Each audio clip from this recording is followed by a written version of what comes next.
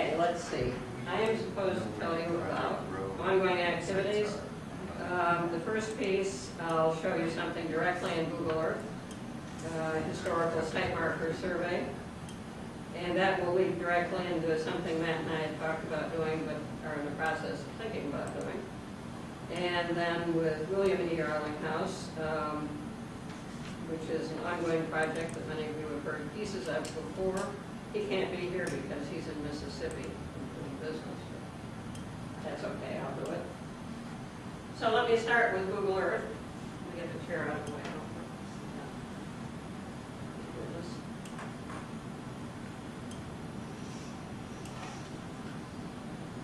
All right, there's Google Earth, and here's the Ann Arbor Historical Survey.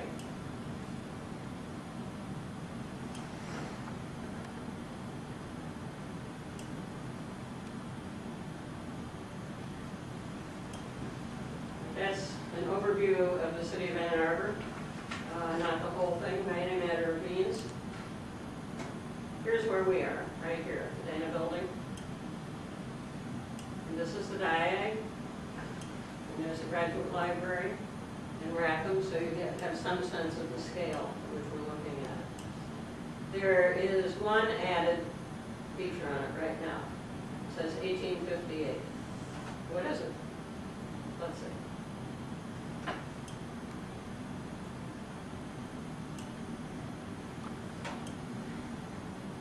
Maybe if you've been downtown, you've seen these kind of glass markers that are make it a little taller than I am to commemorate some historical event. Well, this was a photo taken that appears in Google Earth in the street view. If you dive into the sphere that represents the camera images, this is the street view of that particular property. It's not too good. If you already know what it looks like, you can recognize it. But I can put a link on it to the site from the city. And it will show you a panel. It will show you what it looks like in clear detail. If you've seen these downtown, you know that they're translucent. And they're often on street corners or near some sort of landmark. Give you a picture of that particular one and links to more information about the display.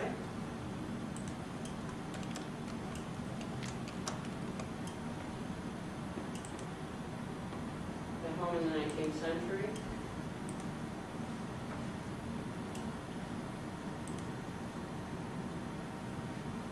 I show you that to illustrate the idea that we've been talking about before, what I've seen and what Matt was talking about, and what Roger was talking about. Google Earth is a powerful way to compress a lot of information. And so what we have here is attached to that one little icon is part of the city site, and we can take advantage of integrating the city work with the spatial representation of where that is in Google Earth. We can move around and dive in on, look at nearby buildings.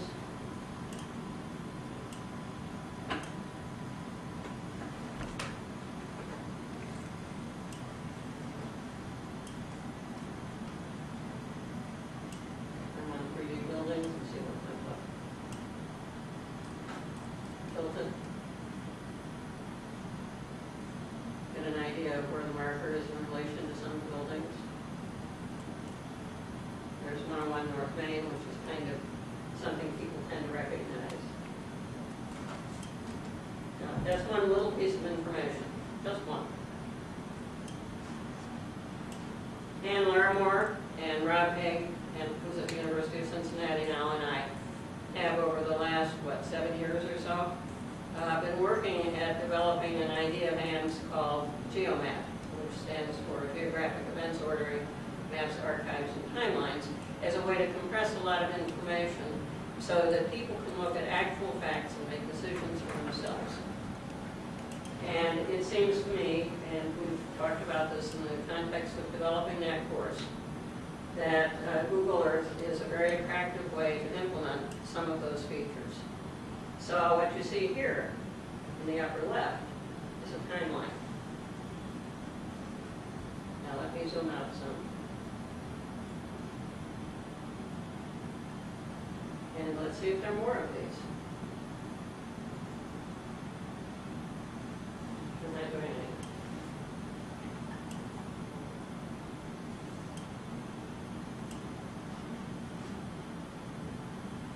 So you get a sense of the spatial spread of the development of some of the earlier historical landmarks in the history of the city of Ann Arbor, all at once, and with links to them, so that if you want to know more about what happened in 1960 over here, you can find out. If you would like to go faster, I might like the display to go slower, but I have it set as slowly as possible. I'm going to the settings tool. Animation speed is slower. I move it. If I want to stop it, I'll just take it off. I could choose to just scroll down and read more about the different ones.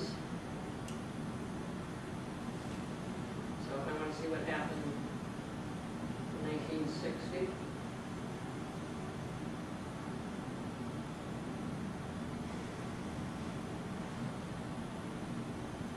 First, I hooked it up to a screen capture of an image taken from Google Street Views. In this one, you can see the actual marker a little more clearly than you could in the first one I showed you. What actually happened there? Well, let's see. Type 15. South University and East University. And really, you know, you can see that these street views from Google Earth are kind of in the infant stages, but that's really not bad, what you saw from the street view compared to a really good photo. It is recognizable. You're not going to get lost in relation to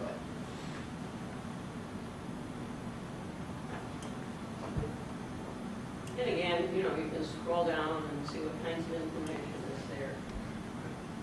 Get a closer look at it. Decide if you actually want to go on a tour and walk around and see these things.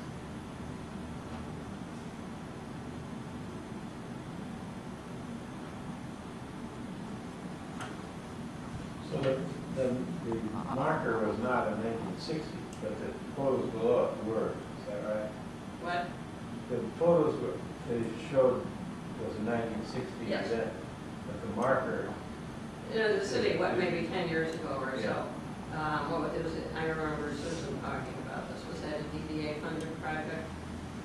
Or was it city funded, putting up these markers? I remember Susan was very enthusiastic about it, but I didn't know whether she actually funded it. I don't know. I know Greg Gatter was very involved. Yeah. I think Shaxson was involved. Yeah. Oh, I'm sure lots of people. I Lots of just people were know. involved. I don't know who funded it. But yeah, I mean, these are newer. They're made of lucite or something like that. Commemorating Last historical like markers. 10 years. Yeah, I think I was on the planning commission when they did it. That's how I was piece of my Right. city and Vermont.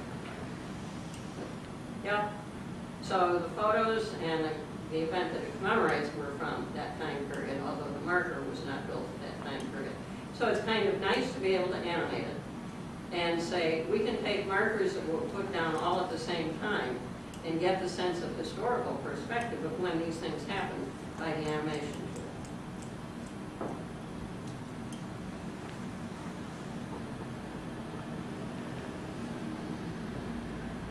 Now, how long does it take to do this? I don't know. It took me maybe an hour. That's all. Why? I was taking advantage of an existing, very nice website that the city already had. It's easy enough to put down a marker. All you need to do is go up here to the push pin button, add place marker.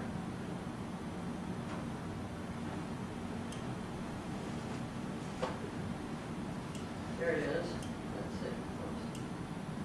There, now I can pick it up and move it around. So So this is what took me the most time, was putting it down at the right place. But on the nice website the city already had, they gave me the address for it. So I can type in the address over there where it says fly to. And actually, if I type in the address first, the display will center on that address. And when you hit the push pin button, the push pin comes up in the center of the display. So that you get precise alignment without having to move it around yourself. This is kind of like copying and pasting URLs instead of retyping them. You don't make certain styles of error when you figure out how the software is navigating through the image and take advantage of that navigation pattern to get locational precision in your placements. Then you can change all sorts of cosmetic items. But to me, the key was getting accurate placement and getting it quickly. So there were maybe 24 different markers of that sort, and it might have taken me a minute to do each one. Maybe not that long, as long as it took me to type in the address. Naturally, I copied and pasted the addresses from each of the web pages into Notepad, so that all I would have to do is swipe it and paste it into the fly-through slot. And then just lie there and slap down a place mark, and that's it.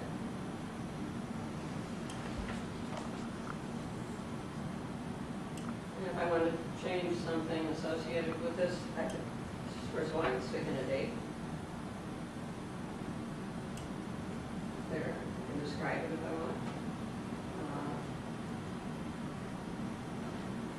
I chose an arrow, and I chose the color to be yellow.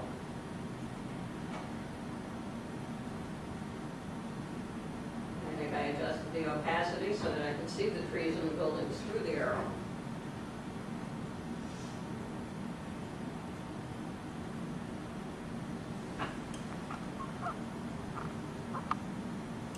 Often I set it to 2/3 approximately.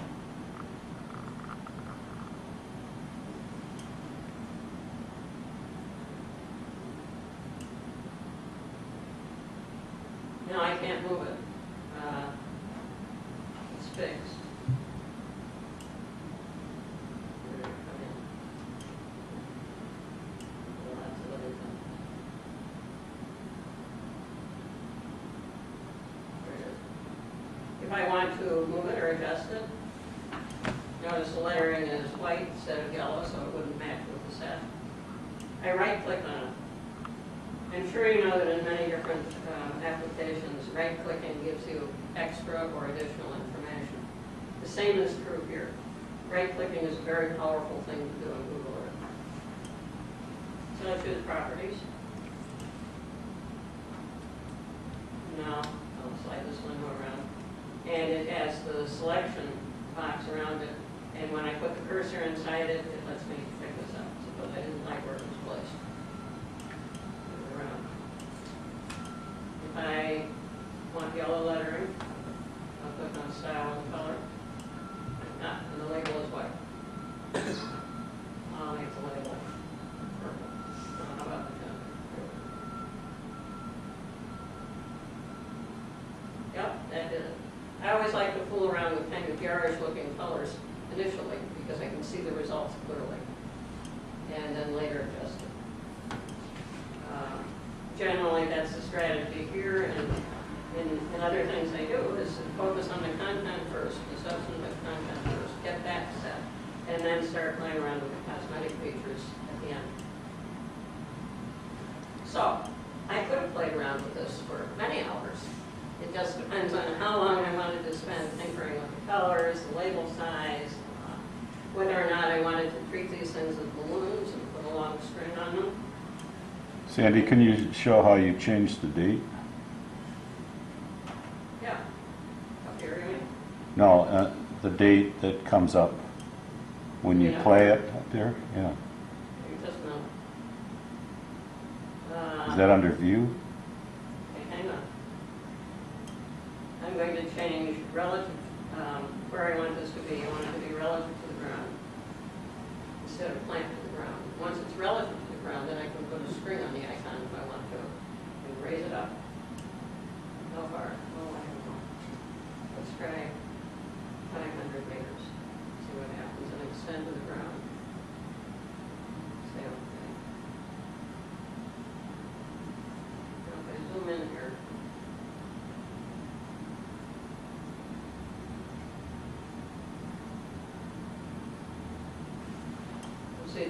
I've extended it over the correct location. If you have a lot of symbols that are grouped tightly at the kind of scale you wish to view the symbols, then it can be a useful thing to put strings on them. You can adjust the width of the string also. You can make it wider. This is about as narrow as it goes. 1 pixel, you can change the color of the string. Sometimes I find it useful if I have a hierarchy of things, if some things are more important than others, to group the more important ones with longer strings and the shorter ones with shorter strings. With central place theory, that's helpful. Larger cities might have, if you're talking about the height of the city hall or something, might have longer strings on smaller cities have shorter strings on them. So the kinds of lessons that you learn from working with two-dimensional maps translate fully to 3D mapping, except there's always the extra dimension. And so it's not just that it goes straight over. You can take a GIS map and bring it in here very easily. You can make it semi-transparent and trace over it. You can leave it as is, and I'll show you some of it. But the addition of the third dimension forces you to think in very different ways. Well, perhaps you can do things you couldn't do before. You can really display a nested hierarchy very clearly. That's painted with this cascading structure using strings, or making them wider and almost viewing them as filling volume. And if you choose colors that, if you make them semi-transparent and choose colors that work well with each other, such as red and yellow, then some of it will appear orange, where you've got tighter clustering or tighter compression of the data. So you may have seen maps with a legend in a box with colored strips going one way, light yellow to dark yellow, and red strips going the other way, pink to dark red, with different layers of orange filling the square, orange cells filling the square. You can make that come to life and fill the volume with these different colors if you want. So the lessons that you learn from geography and from geometry in the mapping really come into play in 3D mapping, combining the two. And I know Ed here has been interested in that kind of thing for a long time. And Ed and I and Ann 1 year and Matt served, you and I served, I think 3 years with Peter Beyer as faculty associates in the virtual reality course in engineering college. And I'm sure we all learned a lot from Peter. And from working with the students who asked interesting questions and had projects, real world projects, that force you to think outside the academic box and make the mapping work to do what they need to have done rather than to support some canned exercise. So, why did I do this? Well, Carl Longstreth over in the map library told me about a project that the university might be involved in sometime in the future to commemorate a special birthday of the university, and that they might want to track the history of the various documents that they have already available. So he got in touch with me and said, do you think Google Earth would be helpful? I said, absolutely. And let's also talk to Matt Nutt in the city, because integrating the wonderful display that he was showing you just a tiny bit of with what the university already has, all the wonderful things, would be a helpful concept. And maybe hearing about this, maybe I mentioned it before, maybe I didn't, but I thought maybe this would be the first time today, since this has just come up recently, that GeoMap would be a very nice forum for this too. Integrating the materials, integrating in this way and in other ways. Because the thing about Google Earth, in another life of mine, I served as the technology chair for the American Contract Bridge League. I'm not going to go into why right now. I got my arm twisted, but I just sent them, the president of the ACBL is currently going on a bridge odyssey and is planning tournament duplicate bridge across the country in 100 different locations in 100 days. And I said, I'll track it for you in Google Earth. He said, good. So I made a file for them. I sent it to the headquarters of the ACBL in outside Memphis, Tennessee. And the underlying file format for this is .kmz or .kml. It's .kml, but when it's zipped, it's .kmz. I sent the KMZ file to them. It's very small. And they said, well, our server doesn't support this file type. I said, come on. It's pretty standard. It's becoming more common all the time. So they looked into it and adjusted it, and it all works fine now. But this does bring to mind the problem. What's going to happen 5 years from now? What's going to happen 5 months from now? We don't know, but let alone 5 years from now. So when you store important information like what the university is talking about, this kind of collaboration, possibly with the city, what kind of format do you want it in? Matt was careful today. He brought a PDF file in addition to the PowerPoint file in case something didn't work. And these things change all the time. So it's a little bit of a risky business. Now, the University of Michigan Library has a very nice feature called Deep Blue, which offers permanent archiving of electronic materials. And what's that mean, permanent? You know what we just said, who knows? But they have a backup site in the United Kingdom where presumably the environmental problems associated with storing this sort of information are different. I don't know if they've got it in caves or what. I don't think they're talking about where they have it either. And they offer perpetual maintenance forever, basically, for certain file types, not for KMZ files. They do for PDFs, they do for JPGs, and several other types. If you're interested in that, you can look it up. But that, and they have full-time staff whose job is nothing but this. It is a full-time job to keep track of the digital wealth produced by this university and to keep it in a manner that will be upgraded as software changes. They do not, however, archive hardware or software. So some features in Google Earth are a little different now than what they were earlier. And the first files that Matt referred to, that I made the chunky model for the city of Ann Arbor, it doesn't align properly in this one because they changed the data, the underlying data. So I wrote Google when this happened. I said, eek, what happened? And they said, oh, it'll be okay. Well, that was maybe 4 years ago. And it's okay now for everybody else who made the files after they changed the datum. But if you made them before the datum shift, you have to go back and by hand change them one at a time. And I had 450 models. To date, I've only done about 20 of them because I have other things I'd like to do. But this is something to keep in mind. Try to keep things current.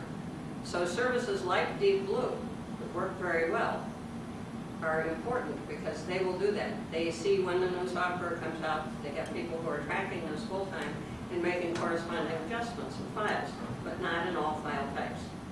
So I'm thinking about Richard back there and Ann and various others of you I know have invested a lot of time in developing models of various kinds. It's nice to have documentation in as many different formats as you can because you don't know what's going to happen.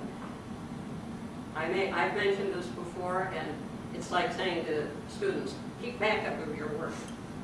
It's just as important an issue, and it's one that is easy to overlook because it takes some extra time, and you don't feel as if you're getting any payback for the extra time you spent. Maybe it'll all work fine. It's a little like writing a grant proposal. If you get it, that's great. If you don't, did you waste your time? It's insurance, and it's like any insurance. People underestimate it. All right, so that takes care of the first two bullet points. Over here. So timeline Ann Arbor, that's where Matt and I, and presumably many others, are heading in the future. Maybe using something like this, maybe using an onboard Google Earth timeline, which is a very interesting feature. You cannot access that directly through the graphical user interface unless they did something last night I don't know about. I mean, you can't create it that way. You go in and you tinker with the code a little bit to make the adjustments that you want. Roger doesn't agree with me. Oh, no, you can, I think sometime in View you can change, but I don't know if that's just the Pro version. Yeah, I remember that in the Pro version. I'm not sure. Let's look. Are you saying that timeline comes from Google Earth? Yeah.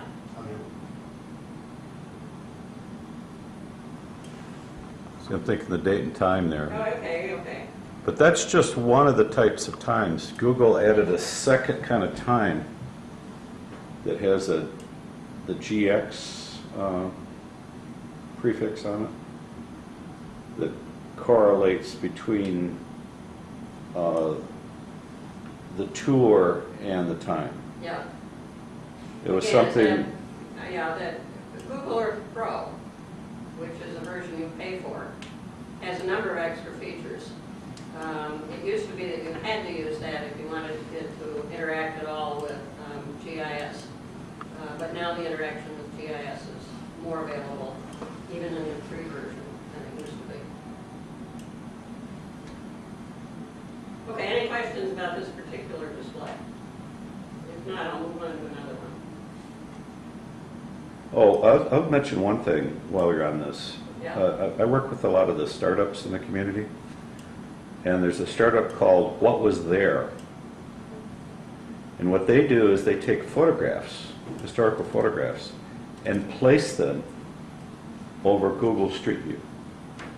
Do you know, have you talked to these people No, about I haven't seen that. I've done that, but I haven't seen it. Yeah, well, they're going to crowdsource it. So people who have historic photographs will be able to put their own images up, and they have a little tool that helps them orient the photo so it shows up right. Does it link with Picasso or something? So that you could I don't know if it links with Picasso. I think you have to upload, right now I think you have to upload the photo, but they're working, and it's a startup. So they're going to work with bringing in URLs from Flickr and Picasso and Yeah. stuff like that. But the cool thing is that there's a time aspect for it. So you can put a photo up there. So there's a slider that lets you make the photo transparent to different degree, the opacity slider. So you can see what it looked like, and you can run the sliders and see what it looks like now, and back and forth. Yeah, that's And, good. and then they're going to add, so you can have more than one photo from different time periods. So they're going to have a time slider also.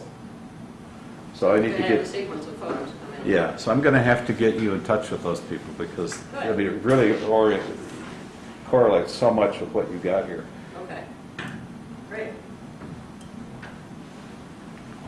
All right, well, while I have Google Earth open, I'll show you another Google Earth file, and then I'll take you through the PowerPoint that's associated with it. This one a number of you have heard about before, but I don't know. I have a new computer, and I don't know that I was able to run Google Earth directly very effectively here before. And this one will show you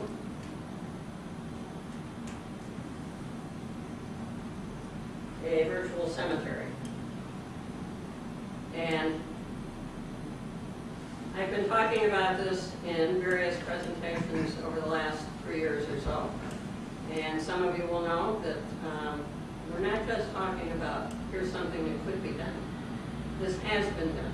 The pilot project is completely finished in Grand Rapids, Michigan, in a cemetery. So let me show you what we've got, and then let me tell you how we're moving forward, and then run you through a PowerPoint of a number of projects.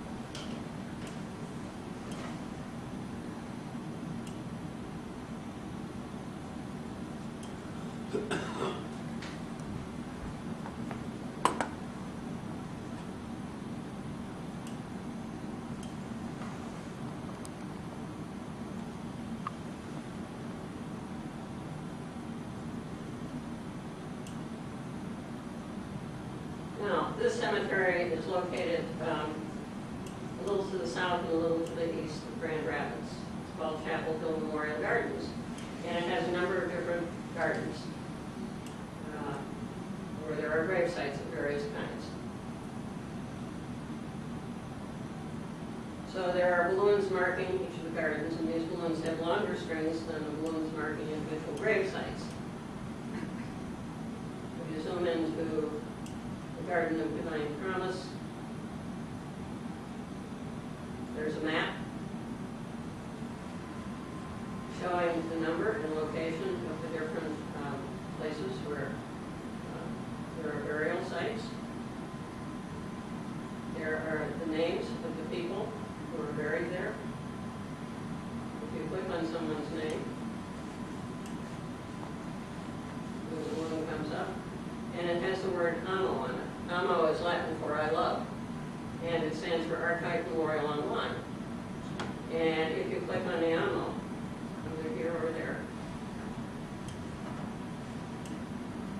the obituary of this person comes up. So that means that while in the cemetery, people can use their iPhones, for example, and find the location of their loved one. They can drive around and they can read about it at gravesite if they wish to. Now, how do people get in there?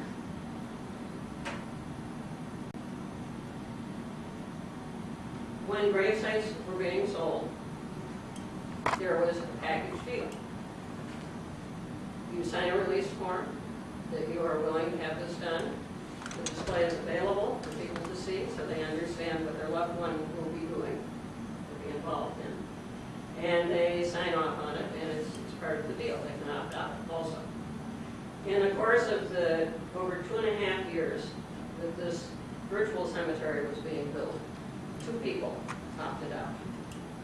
About 300 not only didn't opt out, they were enthusiastic about the process.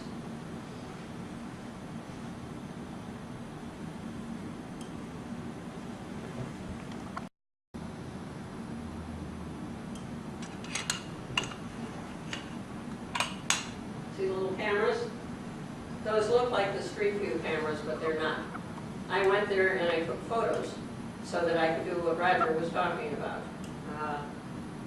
Ground truth them with respect to the actual cemetery. There's a mausoleum building. That's it.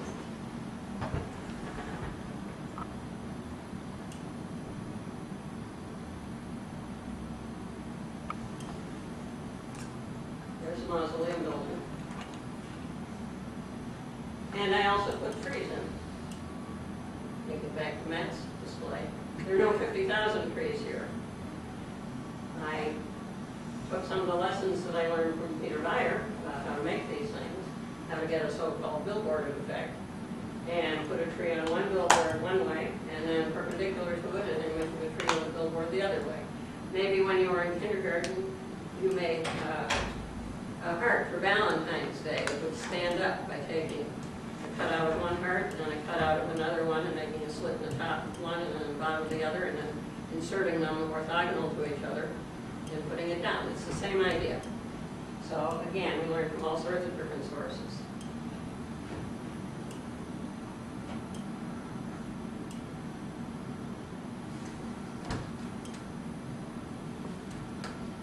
Okay, so what does it really look like? Oh, there's another little mausoleum back there in the Garden of the Nativity. Well, let me try this one.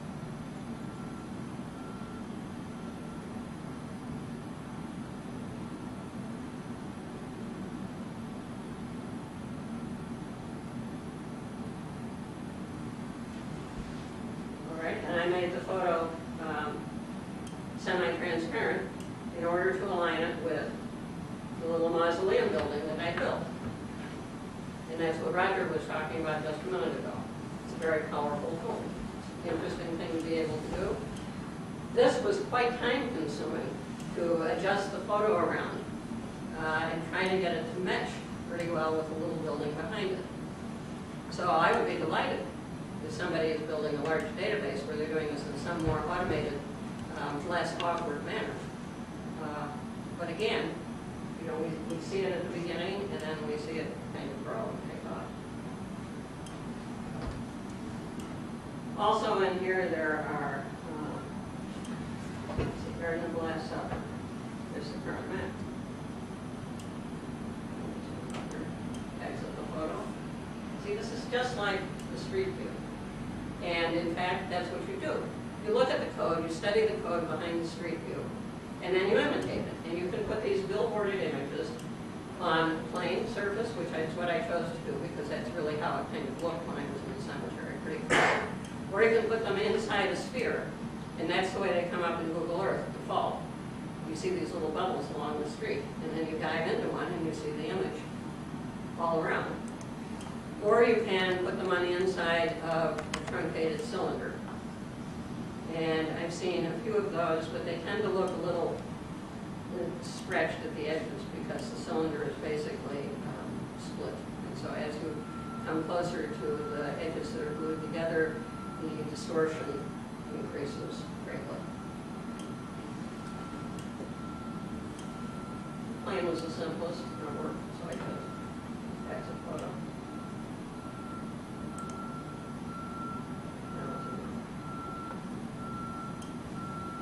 So there's the map, the associated map, with the trees on it. Now you notice the trees don't line up with the drawings of where the trees should be.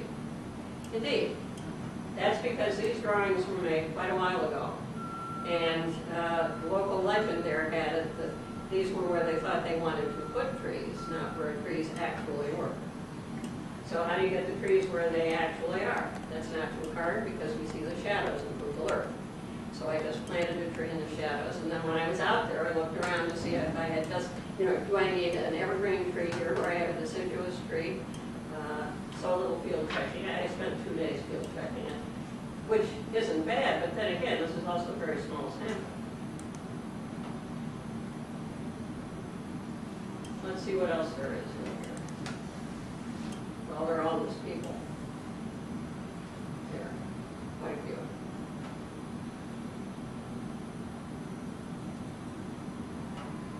Street view detail is clicked on. Tombstones.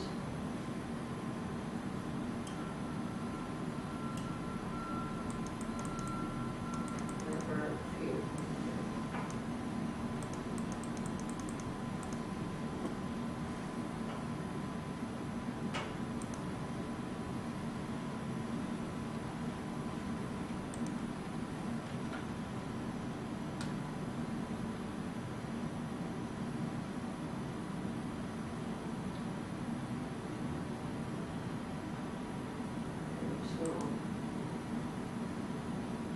There you go, there's one. And see, I've got the string on the balloon coming out of the top of the tombstone. Now, as Ed knows, it takes some work to make these little things. Once you've made one, you can copy it and place it over and over again. But it really drags down the speed of the model too. So it's not clear that it's worth it because these balloons take almost no space, but the tombstone takes quite a bit, even though I emptied it out so that it looks three-dimensional, but it doesn't have a bottom on it. You turn it upside down and shake the pixels out, so to speak. And then you really just have a two-dimensional surface that's shaped to look like a three-dimensional surface, and so it takes a lot less space. And that's good building modeling also. Building models can take up a huge amount of space and really drag the speed down if you don't empty out the basement. So you delete the bottom layer, and quite often you will have extruded down to create a basement, so you have to delete the bottom of the basement and the bottom of the building. And then you have an empty shell. Now, if you want to do something like go to the 3D lab out on North Campus, which is wonderful, where they have rapid prototyping, and have them print out something like this. And I don't mean anything just on punch cards or anything, you know, where they take a sheet of cardboard and make dimples to represent. They use a vat of powder, and you know, like this. They put in your computer model, instead of having ink, they've got a glue gun, and they slice it into laminate sections, very, very thin. And then the glue glues the powder together in one ultra-thin layer. And then the layers are stacked on each other. Then they pull it out, and if it has holes in it, like windows, they vacuum out the residual powder that the glue didn't go to. So they have a beautiful model of the President's house from the University of Michigan from when it was first built. It's amazing. You can see the shutters and the slats in the shutters. So emptying out 3D objects is appropriate sometimes, but if you empty it out and take that out to the 3D lab, there's nothing to print because there's no solid to take cross sections of. So when I started this, I said there's a large difference between 2D and 3D. And excellent mastery of 2D will repay you very well in 3D, but there's also a lot more to think about. You can't lose track of the fact that you're functioning in 3D.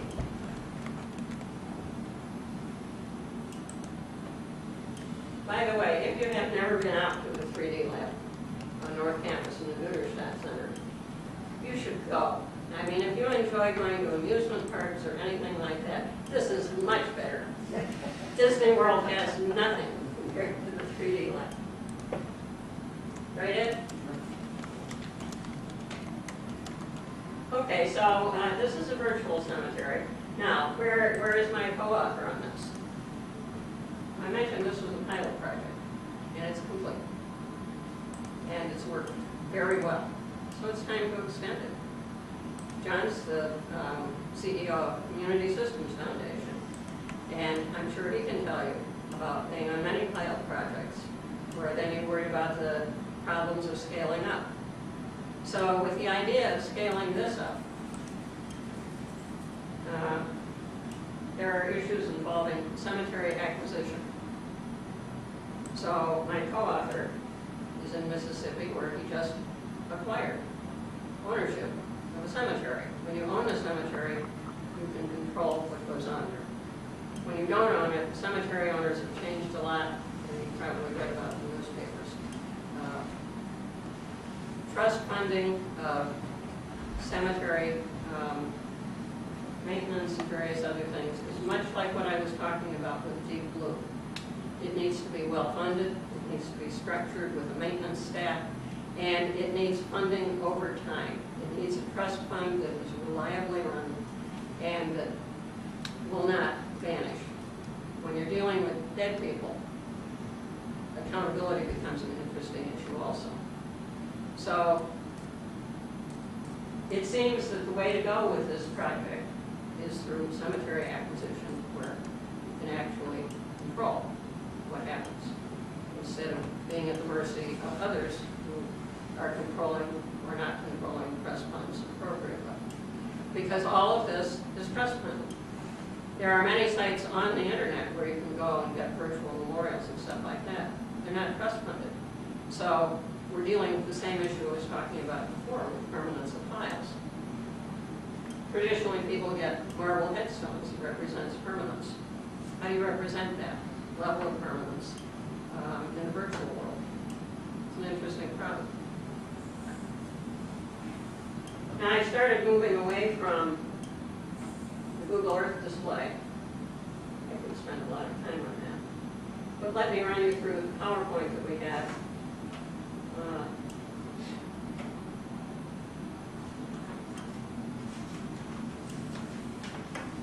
And this is called Connections Part 2, basically. Part 1 I showed at Community Systems Foundation annual meeting last fall. And some of the slides are repeats, but there's some new ideas in here that have come up since then. But just to give you an idea of the kinds of projects in this portfolio that are not all related by any manner of means to virtual cemetery, but they probably all do overlap Google Earth in one way or another. And so I thought it suitable to mention them here today. There are geography projects, there are mathematics projects, there are mathematical geography projects, there's the perimeter project, which is this virtual cemetery project. Virtual cemetery is a small part of this larger project, and then there are various non-traditional projects. I had to throw that in. I remember when I was a graduate student during geography, Rackham announced the non-traditional fellowship. And so I was pleased to win one the first year it was up. So I guess I was non-traditional then, and I've remained non-traditional. Here, let me pull it up too.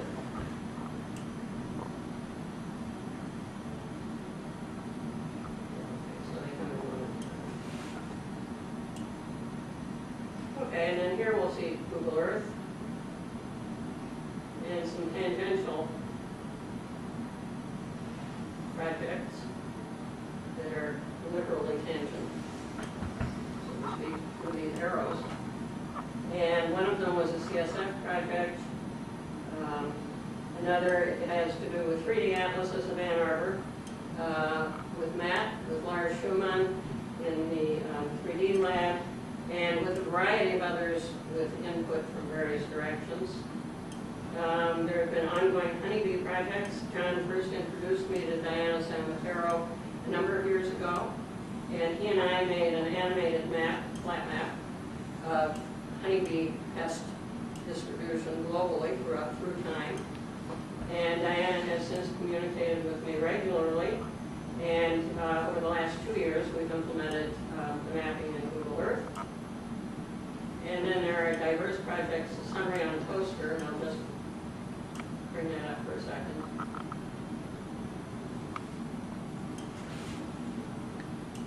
These you may have seen if you came to the first Google Earth conference. Probably Ed and Matt remember these. That were before the days of Google Earth in the virtual reality course. It took a long time just to build that one block. And the file was huge. They didn't know to take the buildings out then. So we learned. Then came Google Earth. And look at how much more you can do.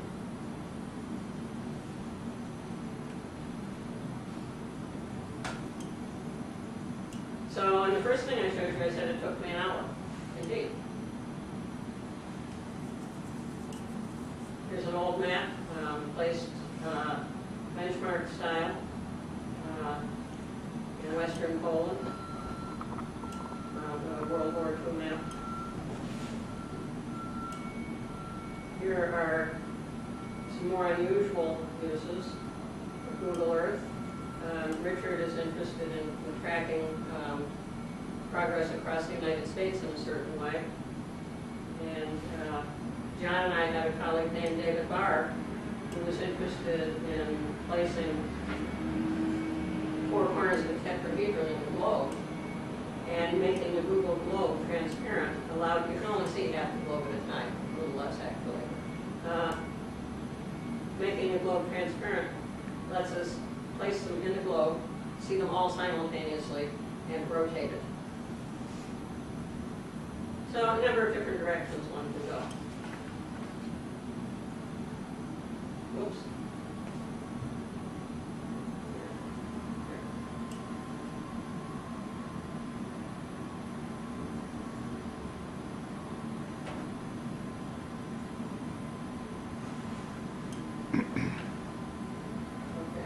And then this is a screenshot of one of the earlier Ann Arbor models before Google Earth. Then there's just on the mathematical geography circle. Almost all of these involve Google Earth in some way. There's a monograph series of e-books. I think there are about 40 of them now. Solstice, there are 20 years of electronic journal. Many of the recent ones involve Google Earth work. And there's other junk associated with. Okay, and texts are fixed. They're not, they're scanned images of texts. And then there's Deep Blue, where everything in this is archived. So that took us down to the mathematical geography circle on the Venn diagram. Then the next circle over was called the Perimeter Project. Phase 1, the idea is to protect fragile lands using cemetery restrictions and zoning. Cemetery zoning is the most restrictive zoning in the world. It has to be. If you're going to have perpetual maintenance of plots of land, you need to really tie up these lands so that 100 years from now, some eager beaver developer can't come in and say, wow, look at this huge tract. I could I can just rip this out over here and rip that out over there, and build a 20-story building here and an underground parking garage with a library on top over there, and so forth. No, you can't have that. So why not take advantage of it? If you go down to Planning Commission of the city and suggest that they might want to zone something with cemetery zoning, they will not want to do that because it is not a lucrative zoning. So there's a problem with this. How can we take advantage of this restrictive zoning? One way is to try to get cemetery zoning on fragile land, say coastlines, areas that you don't want to develop. The cemetery zoning will restrict it. Mixed use is all the phase. You can have some cemetery over here, and apple orchards over here. I understand that orchard growing and cemetery use are quite compatible.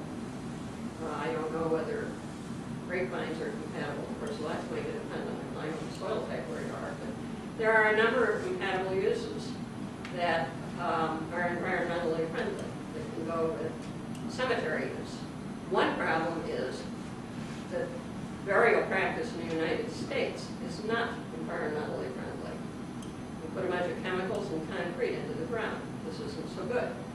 So one aspect that I'm not involved with directly is in the promotion of other forms of burial that are more environmentally friendly. That can go hand in hand with this idea to try to protect lands. Well, how do you protect land you don't have? This is where the next phase of the project comes in, land acquisition. So that's the phase we're in now. We've got the virtual cemetery worked out, the kinks worked out, but we'll see more as we scale up. And so now we're in land acquisition. We're acquiring, Bill, my co-author, has acquired land in Mississippi and may soon be acquiring land in Illinois. Maybe some in Tennessee, maybe Michigan, I don't know. That's not my thing, but it is my thing to help identify direction. So the pilot project in Grand Rapids is complete. The bundling of these HOMOs with the sale of cemetery plots, cremation service, and so forth is in place. There are legal forms and stuff already available to do that. And let's see what else we have.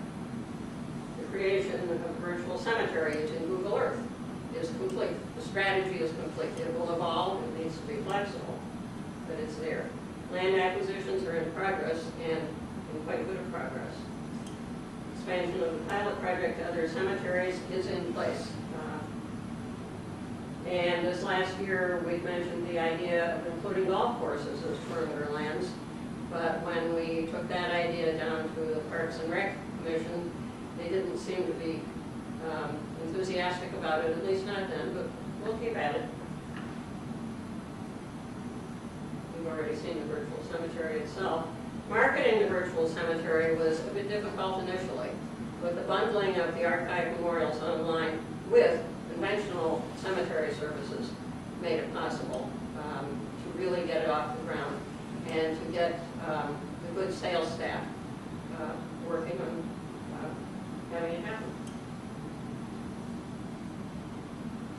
Just recently, in the last couple of months, and I find this very exciting, we are having HOMOs that are physically linked, that is the virtual page that you see on the screen, physically linked to the actual grave site. So people with a marble monument, somebody came into the Mississippi cemetery and purchased a marble monument, and they like having these things online. So what's being created are called memory medallions. The jargon in the cemetery business is interesting, which are QR codes.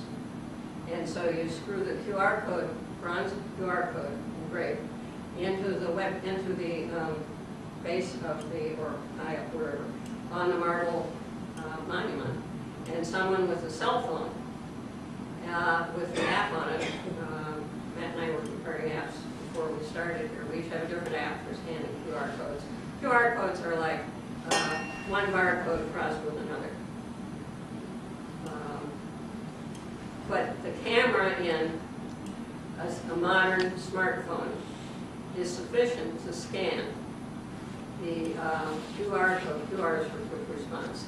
Sufficient to scan the QR code so that while I'm looking at this physical monument, I can bring up the virtual OMO by scanning the little square memory medallion, and it will pop up right in front of me. This is also, I also thought about this in relation to those markers that are downtown. If they put QR codes on those, people could stand there with their smartphone and look immediately at what the city has in its database associated with that, you know, the files I linked to. It would be very easy to do, and I understand that the process is quite cheap.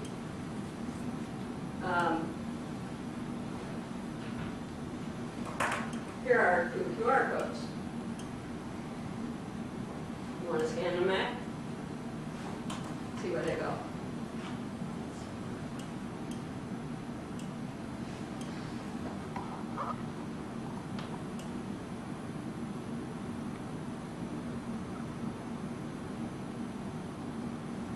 Sorry. This was not part of the plan, so. I know you like surprises. Open URL. That was quick.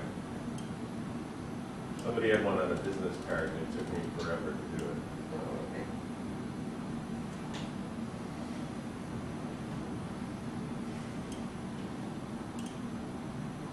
Mine is called your actor, drafter. It's just taking a while to load. All right. That'll work. I will scan with the camera.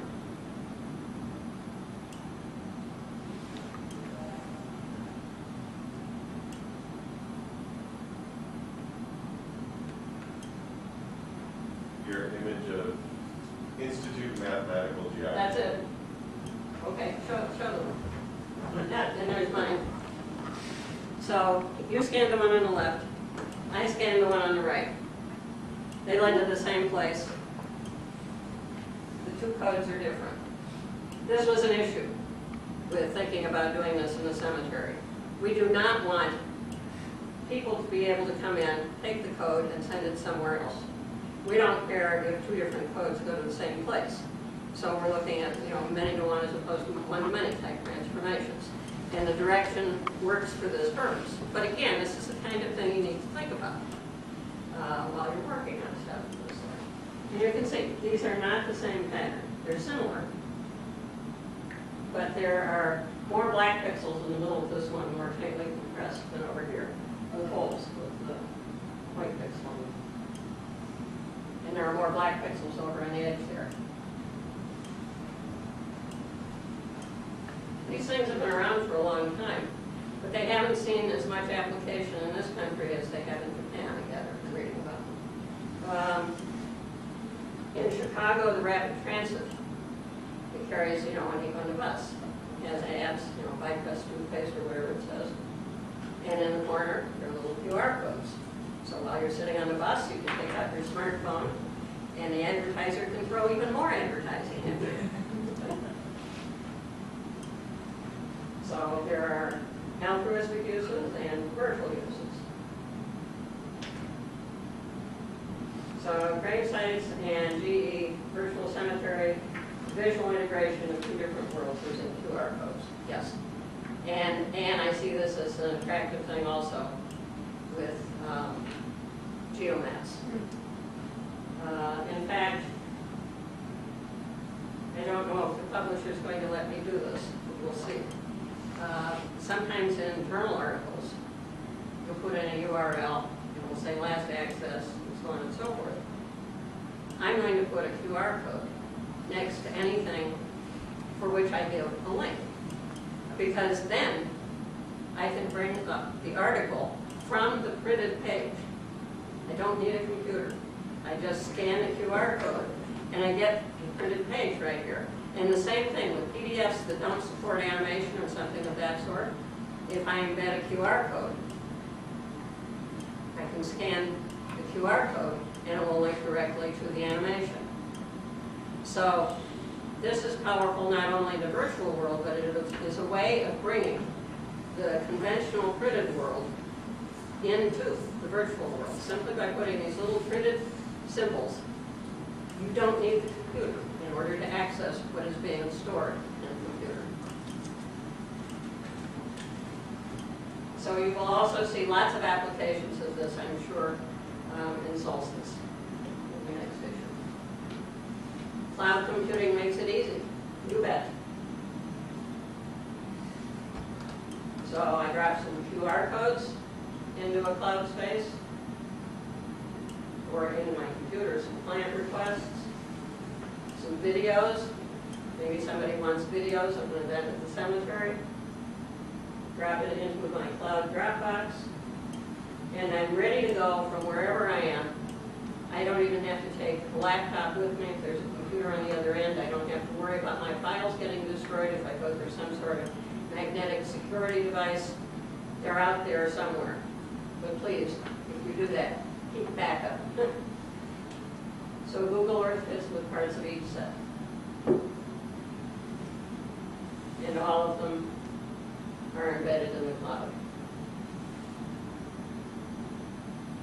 And thanks to the School of Natural Resources and Environment, and also to Chris Oswald of Community Systems Foundation for software support, particularly GIS.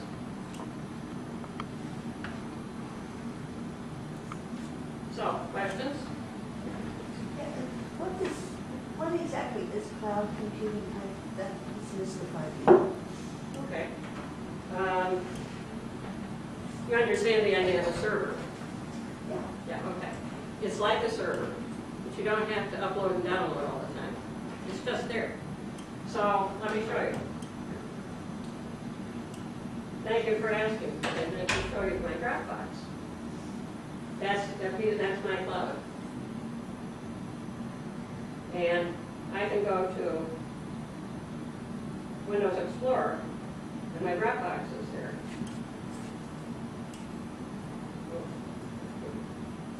And here's what I have in there. These files are not on this computer. All of these files. They are not here. They're out there somewhere. They are in my cloud. And I can open them and pull them down on this computer as quickly as I can open them on my hard drive. So it's almost like having a hard drive out there somewhere. Well, are they on some server somewhere? Yeah, they're in Dropbox as a company. And you can go to Dropbox.com Okay. and get free space. But to access the files, you do not need to sign in with your password as well as upload, download stuff. They're there for you once you sign up for it. Now, Dropbox is free, which is why I use it. They have, it's like Google Earth. You can get a free version or you can pay for expanded stuff. And there are a number of different organizations that do this. You'll see on TV sometimes ads for, Not me. all right, not you, everybody else might see, ads for clouds. How do somebody or other is ensuring that communications among clouds will be preserved or be secure or whatever. So yeah, there are all the same kinds of security issues here that you have with servers, maybe more. It's new, we don't know, but it's very useful. I do about probably 80% of my stuff is in the cloud. Yeah, I use Google Docs, yeah, so I don't have to worry about which computer I'm accessing a spreadsheet or a Right. presentation or a Word document. right. We just finished a project, ACBL, using Google, and we use Google Docs as a collaboration tool. Yes, And That's that works a fine because then big we have the advantage. documents out there somewhere and people read them and they write their comments on them. plus you can look at each other's, you get to see each other's writing at almost in real time. Yep. But that's So- another It eliminates presentation. a lot of gestures. Yep, oh, yeah. A Makes lot everything, of- lot of steps. makes everything very smooth. Well, especially for collaboration, because in the old days, we used to send a copy of a spreadsheet back and forth, or a copy of a document, and somebody else would comment on it, and then they'd send theirs back. And you're 3 people doing this, you don't know which the latest version. Where if you do it in the cloud, everybody's working on the version. And if you want to step back and see old versions, you can. So that's the real advantage in collaboration in cloud computing, is that you're only working with one version, and everybody can get to it at any time. Right. And you can see who's doing something right now. Say so-and-so is looking at it. Right. Anyone else? You mentioned security. How do they, I mean, how do you have any security in the cloud then? How do you have a password to get onto, like if you're collaborating on something, how do you make sure that I don't come in and... There are various settings you can choose. Okay. So you can choose to keep it private, and then you can share deliberately including people's email addresses. So my view is it's more secure than keeping my files in my living room. Maybe about the same as that. So somebody has to have a key to get in. So Well, the big advantage, that kind of security I don't worry about. big advantage, it's automatically backed up, Yep. like within a few keystrokes. Yeah, right. But nonetheless, keep backup separately also. Yes, and just this week, or just yesterday, I guess it was, Amazon had a major, they're a big cloud computing server, as well as sales for their own stuff, but they provide cloud computing to a lot of the major sites, and one of their major server sites went down yesterday. So there were dozens of major sites that could not work. So you almost need backup to your cloud computing. I mean, even a big company, and they're one of the big ones, you know, if they go down, that's rare, but when it happens, it's I big always news. keep my cloud backed up, Sandy, on my own hard drive on my desktop, on the backup hard drive to my hard drive on my desktop, and in separate server space owned by a separate company. Still, I don't know if that's enough, and if it's something that's suitable in deep blue. How can this be free? How does Dropbox Well, work? it's like supermarkets that sell you a head of lettuce for a dime. It's a loss leader. They give it away, and they hope you like it so much. So I forget what they give you, 2 gigabytes maybe of storage. And then you can earn more by doing various things. Or you can pay your money and get 100 gigabytes, which is a lot of storage. So for the cemetery stuff, Bill has a 100 gigabyte Dropbox. And I don't need that because the files I make are fairly small, but the scanned images and maps and stuff like that he has a very high resolution or bigger. And since he travels around in various places, he doesn't have to carry any files with him. They're all just there when he gets there, and there are computers in each of the places. So I think he takes his laptop.